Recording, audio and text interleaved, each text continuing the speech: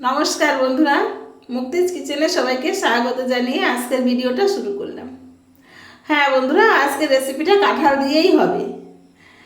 आपनारा देखते थाकुन काँठाल दिए आजकेर रेसिपिटा कि आमी तैरी करी। प्रथमे आमी काँठालटा बिछि छाड़िए एकटा मिक्सिर जारेर भितर निये नियेछि, निये एकटा पेस्ट करे नेब, मिहि पेस्ट। এই দেখুন মিহি পেস্টটা তৈরি করে নিয়েছি।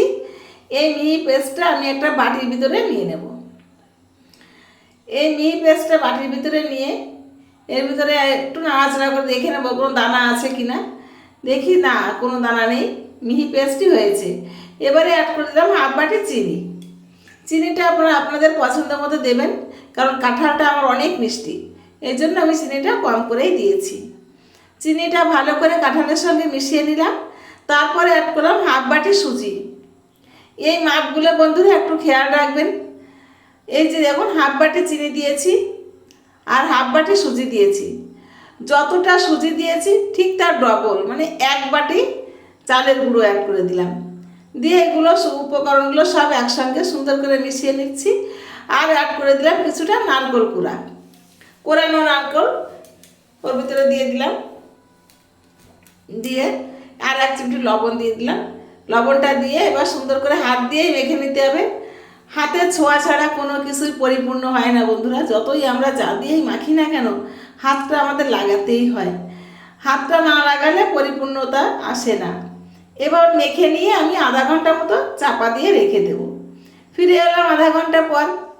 দেখুন আমার সুজিটা ফুলে গেছে আর ব্যাটারটা কত সুন্দর হয়েছে। এবার এর মধ্যে আমি চা চামচের এক চামচ বেকিং পাউডার দিয়ে দিলাম। বেকিং সোডা নয় বন্ধুরা, বেকিং পাউডার। বেকিং পাউডারটা দিয়ে আমি কিন্তু কোনো জল অ্যাড করিনি, কারণ আমার ব্যাটারটা একদম পারফেক্ট হয়েছে। এতে এখন যদি আমি জল অ্যাড করতে চাই তাহলে কিন্তু এটা আরও নরম হয়ে যাবে। চলে গেলাম রান্নাঘরে। কড়াইতে একটা লোহার কড়াই নিয়েছি, তাতে তেল বসিয়ে দিয়েছি। তেলটা গরম হয়েছে কিনা একটু টেস্ট করে নিলাম। দেখুন বন্ধুরা তেলটা একদম পারফেক্ট গরম হয়ে গেছে। আর বড়াগুলো আমি ছেড়ে দিচ্ছি একদিক দিয়ে, অন্য দিক থেকে দেখুন বড়াগুলো ভেসে উঠছে। এটাই হচ্ছে ম্যাজিক।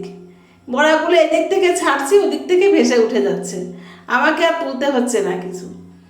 যাই হোক, আজকের এই ভিডিওটা আপনাদের কেমন লাগলো বন্ধুরা একটু কমেন্টে জানিয়ে যাবেন। আর আমার ভিডিওগুলো যদি আপনাদের ভালো লাগে তাহলে লাইক কমেন্ট শেয়ার করে যাবেন। আমার পেজটাকে ফলো করে আমার পাশে থাকবেন। আর যদি আমার ইউটিউব চ্যানেল থেকে দেখেন তাহলে আমার চ্যানেলটাকে সাবস্ক্রাইব করে পাশে থাকা বেল আইকনটি অন করে দিবেন। তো বন্ধুরা দেখুন আপনাদের সঙ্গে কথা বলতে বলতে কিন্তু আমার প্রথম ব্যাচের বড়াগুলো সব ভাজা হয়ে গেছে। এবার আমি এক এক করে তেল থেকে তুলে নিচ্ছি, নিয়ে একটা টিস্যু পেপারের উপর রেখে দিচ্ছি। এক্সট্রা যে তেলগুলো আছে টিস্যু পেপারে শুষে নেবে, এই জন্য এইভাবে আমি পুরো ব্যাটারটাই বড়া করে ভেজে নেব। এত সুন্দর টেস্ট বন্ধুরা, আপনারা যদি একবার করে খান আপনারা রোজ রোজ করে খেতে চাইবেন। আপনাদের বাড়ির বাচ্চারা বয়স্ক যারাই আছেন না কেন প্রত্যেকেই আপনাকে রিকোয়েস্ট করবে রোজ এটা করে দেওয়ার জন্য। তাই বাজারে কাঁঠাল এখনও অ্যাভেলেবেল পাওয়া যাচ্ছে। কাঁঠাল থাকতে থাকতে আপনারা এটা করে খেয়ে আমাকে কমেন্টে জানাবেন কেমন লাগলো।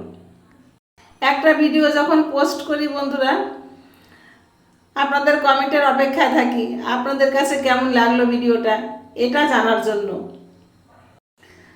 আপনাদের একটা কমেন্টে আমাকে অনেক দূর এগিয়ে যেতে সাহায্য করবে।